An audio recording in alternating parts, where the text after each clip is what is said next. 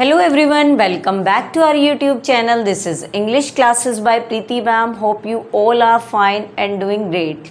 आज हम आपके लिए जो टॉपिक लेके आए हैं वो कोई टॉपिक नहीं है, ये बल्कि आपने जो अभी तक टॉपिक किए हैं या कॉन्सेप्ट किया है क्लियर अपना, उनसे रिलेटेड ग्रामर के क्वेश्चन हैं।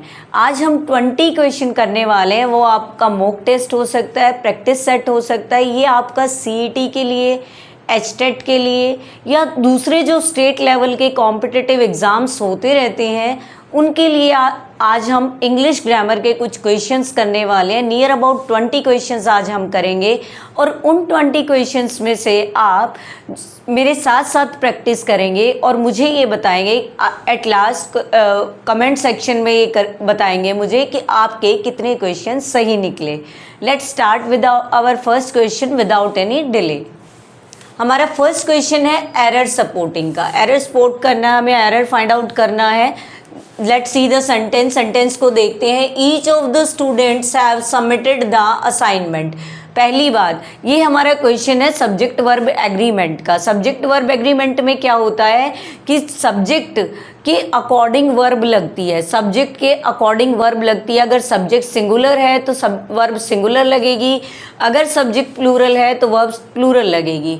अब देखना, ईच वर्ड आपको जहाँ भी दिखाई दे जाए, ईच वर्ड आपको जहाँ भी दिखाई दे जाए, आप सब्जेक्ट स्टूडेंट्स को समझ रहे होंगे, लेकिन आपको ईच वर्ड जहाँ भी दिखाई दे जाए it means the verb will be plural, singular, sorry, the verb will be singular. Singular verb रहेगी, ना कि प्लूरल वर्ब रहेगी। अब चाहे स्टूडेंट्स आपका प्लूरल दिखाई दे रहा है लेकिन वर्ब कैसी रहेगी, ईच के साथ सिंगुलर रहेगी। माइंड में डाल लो, ईच है या आपका समबडी है, नोबडी है, यानी आपका फिक्स प्रोनाउन नहीं है ना, जो उसके साथ आपकी जो वर्ब रहेगी वो मोस्टली क्या रहेगी, सिंगुलर रहेगी। अब देखते हैं, अब यहाँ पे हैव सबमिटेड द असाइनमेंट। अब हैव हमारी प्लूरल वर्ब है, इसीलिए एरर हमारा पता चल गया कि ये हैव हमारा एरर है। ईच के साथ हमेशा सिंगुलर वर्ब आएगी फर्स्ट। अब सिर्फ हमें एरर फाइंड आउट करना है, हमें उसको ठीक करके दिखाना नहीं है। ईच ऑफ द स्टूडेंट्स में कोई एरर नहीं है, B is the right answer. B में एरर है। अब हैव की जगह हमारा क्या आएगा, हैज़ आएगा, क्योंकि ईच हमारा सिंगुलर काउंट होता है तो हैज़ हमारा सिंगुलर वर्ब है। Let's see the next question. Simple question से हम आगे बढ़ेंगे। ये नहीं है कि बहुत ज़्यादा डिफ़िकल्ट में आपको दे रहे हैं, पहले सिंपल करेंगे, एवरेज करेंगे और फिर थोड़ा सा अप होंगे, ठीक है ना, ताकि आपको प्रैक्टिस करने में भी अच्छा लगे कि भाई आपके पहले स्कोर अच्छा आ रहा है, आपको ये नहीं है कोई भी दिक्कत है, आपका कॉन्फिडेंस लेवल क्या होगा, बूस्ट होगा, अप होगा, तो आप अच्छी तरह से, चाहे क्वेश्चन थोड़ा डिफ़िकल्ट होगा, आप इजीली सॉल्व कर लेंगे क्योंकि वो आपको आता होगा। अब सेकंड क्वेश्चन देखते हैं। He is dash honest man. He is dash honest man, जैसा कि आप ऑप्शंस देख सकते हैं, a and the, no article, यानी आर्टिकल का क्वेश्चन है ये। ए एंड द, ये 3 आर्टिकल होते हैं। अब ए और एन सिंगुलर के लिए लगते हैं और ए तो हमारा कॉन्सोनेंट साउंड के साथ लगता है, साउंड की बात की है मैंने, और एन हमारा वोवल साउंड के साथ लगता है। अब देखते हैं, ऑनेस्ट एच से स्टार्ट है लेकिन हमारा एच क्या होता है, साइलेंट होता है, हम इसको कहते हैं ऑनेस्ट। तो ओ की साउंड आ रही है, हिंदी में बात करते हैं हम, ओ की साउंड आ रही है। जब ओ की साउंड हो, पर्सन सिंगुलर हो, तो हमारा क्या लगेगा, एन लगेगा, वोवल साउंड के साथ हमारा एन लगेगा। तो ए नहीं है हमारा राइट आंसर बल्कि an. He is an honest man, honest person, whatever it is, ठीक है ना, एन ऑनेस्ट मैन। ओ की साउंड है, वोवल साउंड है, इसलिए एन लगा है। नेक्स्ट हमारा है टेंस का क्वेश्चन। नेक्स्ट टेंस का क्वेश्चन है, फिलअप है टेंस का।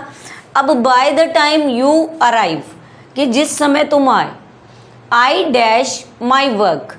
अब एक बात सुन लो, आपको कहीं भी दिखाई दे बाय द टाइम, अगर आपको बाय द टाइम दिखाई दे और फिर आप उसमें क्या, कौन सा टेंस लगाएंगे, टाइम का दे रखा हो तो हमने पता है सिंस या फॉर भी होता है टाइम वाला, हमारा परफेक्ट कंटिन्यूस लगता है, चाहे वो प्रेजेंट का हो, पास्ट का हो, फ्यूचर का। लेकिन बाय द टाइम अगर दिखाई दे तो आप फ्यूचर परफेक्ट का यूज़ करेंगे। बाय द टाइम अगर आपको दिखाई दे जाए तो आप फ्यूचर परफेक्ट टेंस का यूज़ करेंगे। किसका टेंस यूज़ करेंगे? फ्यूचर परफेक्ट का। फर्स्ट पास्ट का है, नहीं आएगा। सेकंड प्रेजेंट परफेक्ट नहीं आएगा। थर्ड लास्ट हमारा पास्ट परफेक्ट है, नहीं आएगा। विल हैव फिनिश्ड, क्या आएगा? Will have finished. अगर आपको बाय द टाइम दिखाई दे जाए तो आप फ्यूचर परफेक्ट टेंस का यूज़ करेंगे। अब नेक्स्ट हमारा है क्वेश्चन प्रेपोजिशन का।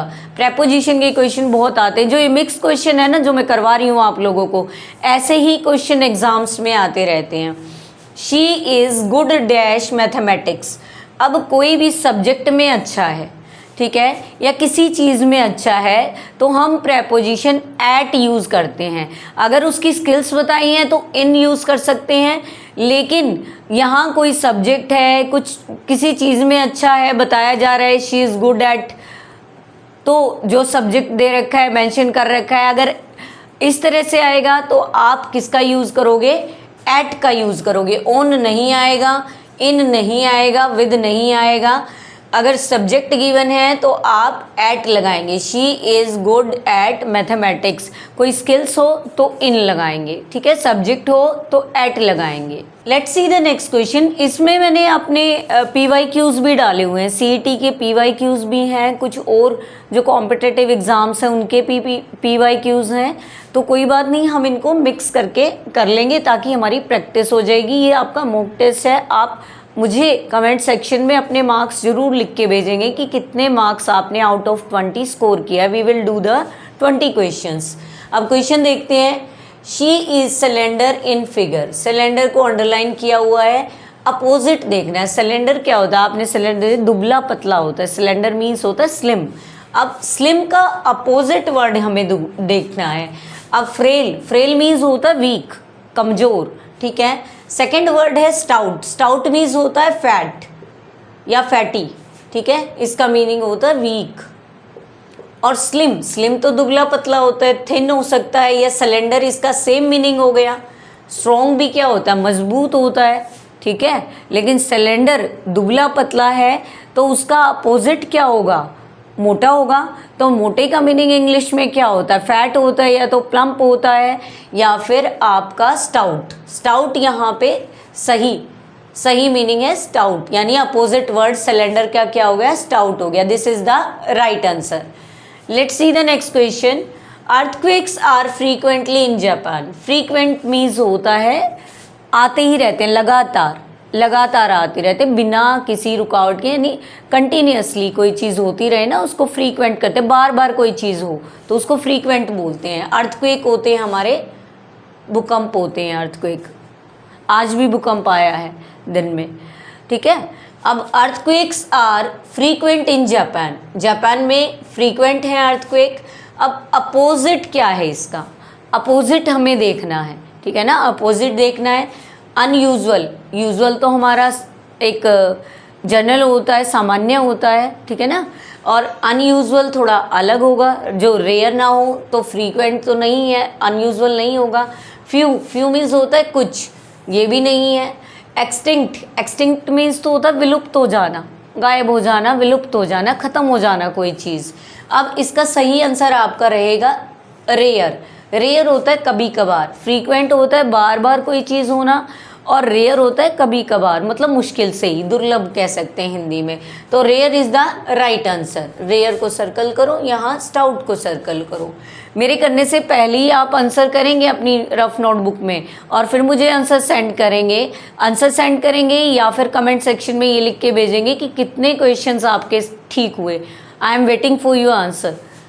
नेक्स्ट है she succeeded dash dint by perseverance and hard work. Dint of का मीनिंग होता है बिकॉज ऑफ या फिर एज अ रिजल्ट ऑफ, के कारण, ठीक है। ये डिंट है जो पहले यूज़ होता था ये फ्रेज़, अब ओल्ड फैशन फ्रेज़ हो चुका है ये डिंट ऑफ, लेकिन फिर भी हमें इसका मीनिंग आना चाहिए। इसका मतलब होता है बिकॉज ऑफ का, के लिए, मतलब कारण के लिए। और प्रेजर्वेंस होता है कोई चीज़ हम बहुत ज़्यादा मेहनत कर रहे हैं, ठीक है, एक रिस्पेक्ट वर्ड भी यूज़ हो सकता है इसके लिए, या फिर बहुत ज़्यादा मेहनत करना, कंटिन्यूअसली कोई चीज़ करना, ठीक है ना, कंटिन्यूअसली मेहनत करना। हार्डवर्क तो आप समझते ही हो, मेहनत होता है। She succeed dash dint of perseverance and hard work. Succeed, अब हमें प्रेपोजिशन फिल करनी है, फ्रॉम नहीं आएगा, ये तो आप लगा के भी इसको, प्रेपोजिशन को लगा के भी देख सकते हैं कि कौन सा इसके साथ सूट कर रहा है। टू भी नहीं आएगा, फोर भी नहीं आएगा, बाय। शी सक्सीडेड बाय, कि भाई वो सक्सीड हुई, सफलता मिली, किसके कारण? हार्ड वर्क के कारण। Let's see the next question. The old man is looking forward, ये भी हमारा प्रेपोजिशन का क्वेश्चन है। इससे क्या पता चल रहा है, एग्जाम में प्रेपोजिशन भी इंपॉर्टेंट है। The old man is looking forward dash the visits of his grand children. Old man क्या करते हैं, हमेशा क्या करते रहते हैं, लुकिंग फॉरवर्ड, हमेशा ग्रैंड चिल्ड्रन से मिलने के लिए उतावले रहते हैं। लुकिंग फॉरवर्ड, आगे बढ़ना, ठीक है ना, आगे बढ़ना, उतावले रहते हैं। फॉरवर्ड इन नहीं आएगा, इन तो कोई चीज़ अंदर की साइड आना हो गया, ठीक है। विद साथ होता है, फोर के लिए होता है, फॉरवर्ड फोर नहीं आ सकता, फॉरवर्ड फोर नहीं। राइट आंसर हमारा है to, forward to the visits of his grandchildren. जब भी मिलने जाने के लिए वो उतावले रहते हैं और तैयार रहते हैं। नेक्स्ट क्वेश्चन देखते हैं। Pick out the correctly spelled word, जिसकी स्पेलिंग सही है वो वर्ड हमें बताना है। फर्स्ट वर्ड है आउटरेजियस, OUTRAGEOUS। सेकेंड है OUTRAGOUS, आउटरेजियस, RAGIOS, ये तो बिल्कुल रॉन्ग है। आउटरीजियस, ये भी बिल्कुल रॉन्ग है। अब हमारा जो सही स्पेलिंग है आउटरेजियस, रेजियस, REOUGS, तो this one is the right answer. जो हमारा फर्स्ट है वो सही मीनिंग है, इसका मतलब सही स्पेलिंग है। आउटरेजियस होता है बहुत अधिक, बहुत ज़्यादा, एक्सेसिव में, आपत्तिजनक भी बोल सकते हैं इसको हम, ठीक है ना, एक्सेसिव भी बोल सकते हैं इसको हम। Let's see the next question. Her speech is always full of tall stories. Tall stories, tall means तो लंबा होता है, स्टोरीज मीन्स कहानियाँ या टेल होती है। अब हम इसको, इस एक्सप्रेशन का मीनिंग बताना है। टॉल स्टोरीज क्या है यहाँ पे, हीरोइक स्टोरीज, नायक की कहानियाँ, या फिर एग्जरेटेड टेल्स। एग्जरेटेड टेल्स मीन्स किसी चीज़ को बढ़ा चढ़ा के बताना, हो सकता है झूठी कोई स्टोरी हो, मनगढ़ंत कहानियाँ हो, उनको एग्जरेटेड टेल्स बोलेंगे, या बढ़ा चढ़ा के किसी बात को बोलना। नेक्स्ट इज रियलिस्टिक स्टोरी, जो रियल स्टोरी हो वो रियलिस्टिक स्टोरीज हुई। लॉन्ग स्टोरीज या लॉन्ग टेल्स तो वही बात है, टॉल स्टोरीज। यहाँ पे इसका जो सही एक्सप्रेशन जाएगा वो रहेगा हमारा एग्जरेटेड टेल्स, यानी कोई मनगढ़ंत कहानियाँ, हमेशा झूठी कहानियाँ ही बताता है वो, या फिर बढ़ा चढ़ा के चीज़ों को बताता है जो रियल नहीं हो, ठीक है। एग्जरेटेड टेल्स इसका सही आंसर है, B is the right answer. Let's see the next question. Sheetal will have finish the work, इसमें हमें पैसिव चेंज करना है, पैसिव वॉइस चेंज करना है। अब देखेंगे Sheetal will have finish the work, Sheetal will have finish the work. इसमें क्या करते हैं हम, पैसिव वॉइस में सब्जेक्ट को ऑब्जेक्ट यूज़ कर लेते हैं, और जो हमारा ऑब्जेक्ट है वो सब्जेक्ट की तरह है, और सब्जेक्ट को ऑब्जेक्ट की तरह यूज़ करते हैं, ठीक है। यानी हमारा शीतल तो सबसे पहले आएगा ही नहीं, तो जिसमें शीतल आंसर है उसको तो हम काट देते हैं, शीतल से स्टार्ट होगा ही नहीं, क्योंकि ये तो हमारा सब्जेक्ट है। और ऑब्जेक्ट क्या है, वर्ब के बाद हमारा ऑब्जेक्ट होता है, द वर्क, दा वर्क और दा वर्क, इन तीनों में ही यही है। इसके बाद मैं आपको बताती हूँ, जहाँ भी हैज़ हैव, जहाँ भी हैज़ हैव वर्ब की थर्ड फॉर्म दे रखी है, यानी प्रेजेंट या पास्ट परफेक्ट दे रखा है, तो उसके साथ हमें बीन लगाना होता है सीधा, BEEN, बीन।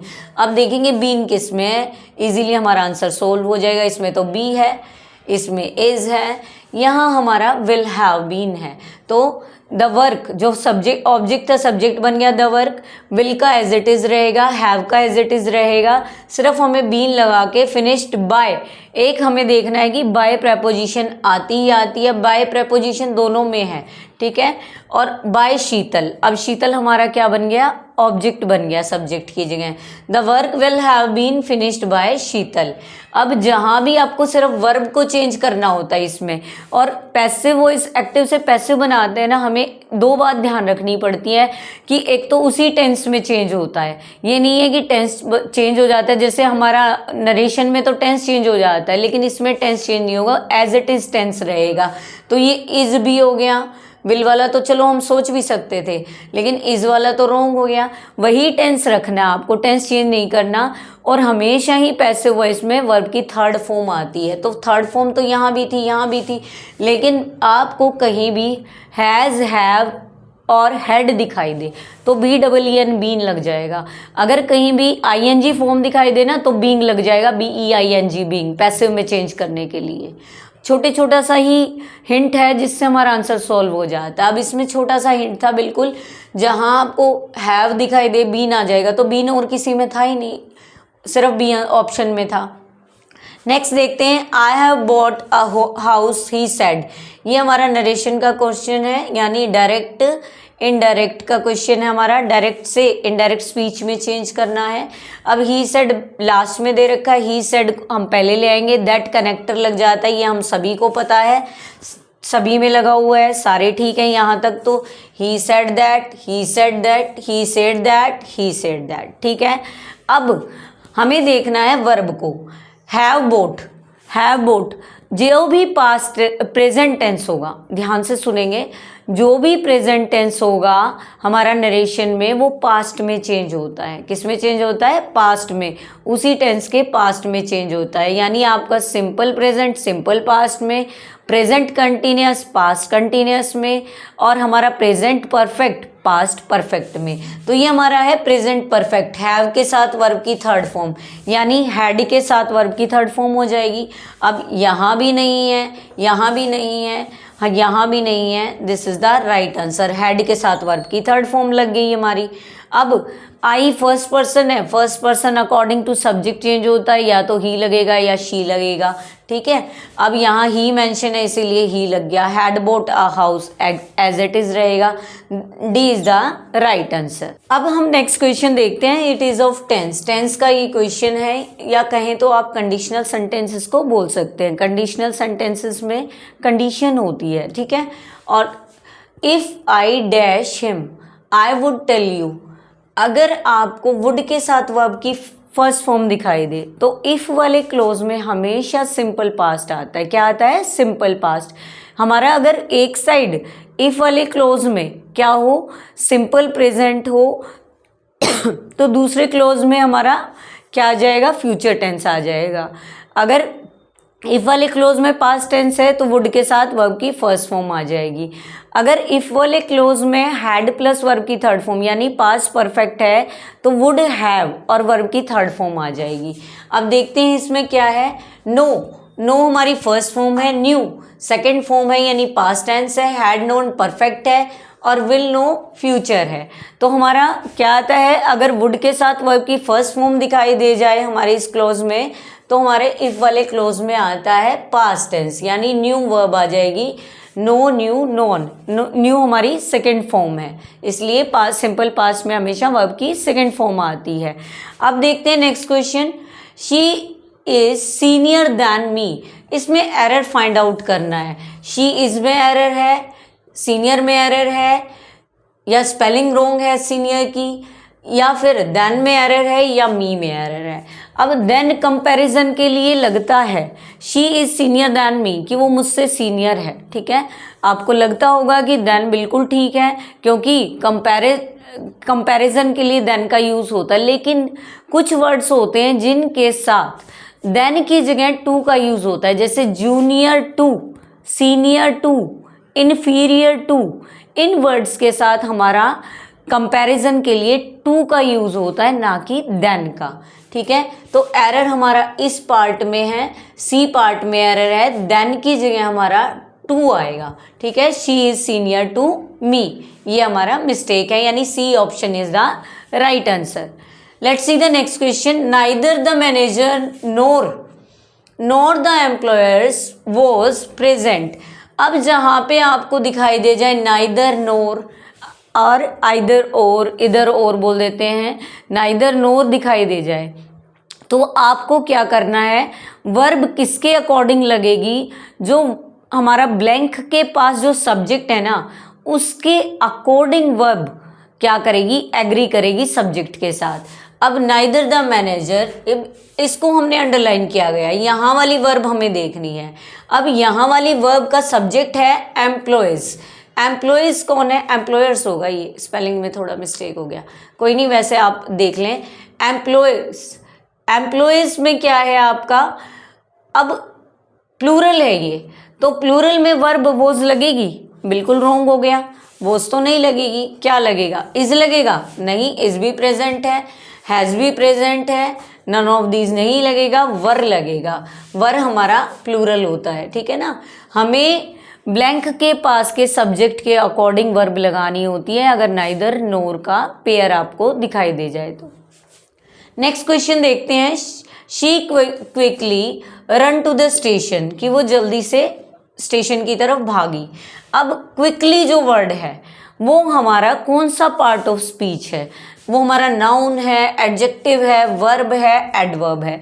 कई बच्चों को ज़रूरी नहीं सभी आते हों, सभी पार्ट ऑफ स्पीच आते हैं, हो सकता है कई बच्चे क्या होते हैं इंग्लिश में थोड़ा वीक होते हैं, वीक तो क्या होते हैं कि उनका सब्जेक्ट दूसरा होता है एक्चुअल में, ठीक है ना, तो वो इसको पढ़ नहीं पाते या इसमें इंटरेस्ट नहीं लेते, तो उनके लिए मैं बता रही हूँ अगर आपको एडवर्ब फाइंड आउट करनी है तो LY वाले जो वर्ड होते हैं ना जिनके एंड में LY लग जाए तो वो वर्ड्स हमारे क्या होते हैं, एडवर्ब होते हैं। अब क्विकली में भी सेम ऐसा ही है, तो ये हमारा एडवर्ब है, पार्ट ऑफ स्पीच क्या है, एडवर्ब है। और वैसे जो वर्ब के बारे में बताए उसको हम क्या बोलते हैं, एडवर्ब बोलते हैं। Let's see the next question, we walk dash the river, it is of preposition, ये हमारा प्रेपोजिशन का क्वेश्चन है। अब आपने देखा होगा प्रेपोजिशन के क्वेश्चन बहुत ज़्यादा आते हैं, छोटे छोटे प्रेपोजिशंस होती हैं लेकिन कई बार हमें कंफ्यूज कर देती हैं, इसीलिए मैंने आपके लिए बेसिक ग्रामर की जो एक प्लेलिस्ट मिलेगी उसमें सभी टॉपिक हैं पार्ट्स ऑफ स्पीच के, ठीक है, और नरेशन की अलग से प्लेलिस्ट है, वॉइस की अलग से प्लेलिस्ट है। अगर आपको कॉन्सेप्ट देखने हैं तो आप प्लेलिस्ट पे विजिट कीजिए और वहाँ से आप सभी टॉपिक्स देख सकते हैं, ग्रामर के मोस्ट ऑफ द टॉपिक्स मैंने वहाँ करवा रखे हैं। अब देखते हैं question, we walk dash the river, ठीक है, we walked dash the river, walk होते चलना, कि रिवर के, अब हम अक्रॉस द रिवर चलेंगे, पार करके चलेंगे रिवर को, नहीं, थ्रू द रिवर चलेंगे, नहीं चल सकते, बाय द रिवर चलेंगे, नहीं, along the river, along means होता है के साथ, right answer is along, we walked along the river, कि हम रिवर के साथ साथ चले, ठीक है, अलोंग मीन्स होता है के साथ। नेक्स्ट क्वेश्चन देखते हैं, देखने में बिल्कुल ही सिंपल क्वेश्चन, प्रेपोजिशन, आर्टिकल, लेकिन आपको बिल्कुल कंफ्यूज कर देंगे अगर आपने उसको अच्छे से नहीं समझा होगा तो।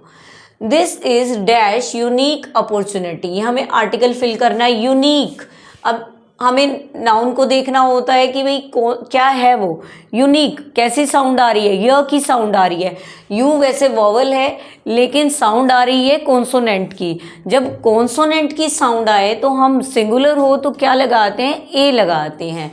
This is a unique opportunity, ये प्लूरल भी नहीं है, सिंगुलर है, इसीलिए ए का यूज हुआ, ए आर्टिकल यहाँ हमारा लगा। नेक्स्ट क्वेश्चन देखते हैं, एरर स्पॉटिंग के, ये बहुत ज़्यादा क्वेश्चन आते हैं, एरर बहुत सिंपल होता है, एरर उसके अंदर बहुत सिंपल होता है लेकिन क्वेश्चन बहुत सारे आते हैं।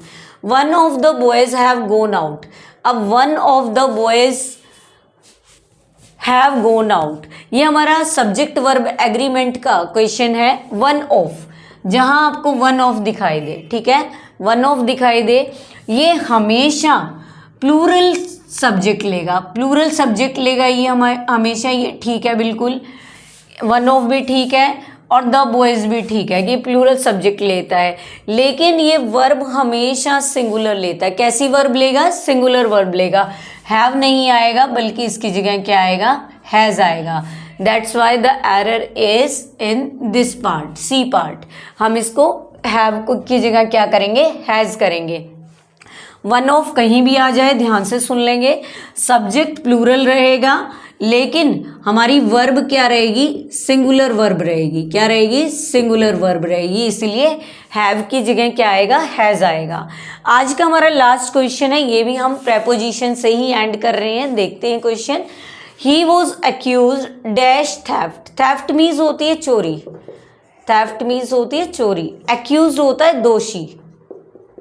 He was accused dash theft, कि वो क्या है, चोरी का दोषी है, यानी चोरी उसने की है। एक्यूज्ड फॉर नहीं होता, ये फ्रेजल वर्ब भी कह सकते हैं हम इसको। बाय नहीं होगा और विद भी नहीं होगा। The right answer is of. He was accused of theft. Accused of ये पेयर रहता है इसका, ठीक है ना, एक्यूज्ड ऑफ, दोषी होना किसी चीज़ का। तो आज हमने 20 क्वेश्चंस किए हैं, वो आपके सीईटी के एग्ज़ाम के लिए भी हो सकते हैं, एचटेट के भी लिए हो सकते हैं, या दूसरे कोई भी कॉम्पिटिटिव एग्जाम्स के लिए हो सकते हैं। आई होप आपको समझ आया होगा और जो हमारा प्रैक्टिस सेट है वो पसंद आया होगा। ऐसे ही प्रैक्टिस सेट हम आपके लिए लाते रहेंगे, जैसे कि एग्ज़ाम बहुत ही नज़दीक है तो उसमें आप प्रैक्टिस कर सकते हैं। प्रैक्टिस करके ये देख सकते हैं कि आपकी कितनी प्रिपरेशन है या आपको कितनी प्रिपरेशन की और ज़रूरत है। I hope you understand it well, आपको अच्छे से समझ आया होगा। ऐसे ही वीडियो मैं आगे लाती रहूँगी। अगर आपको हमारी वीडियोस पसंद आ रही है, हमारी क्लासेस पसंद आ रही हैं, तो आप हमारे चैनल को सब्सक्राइब कर सकते हैं, हमारी वीडियोस को लाइक और शेयर कर सकते हैं। Thank you student for watching and listening my videos.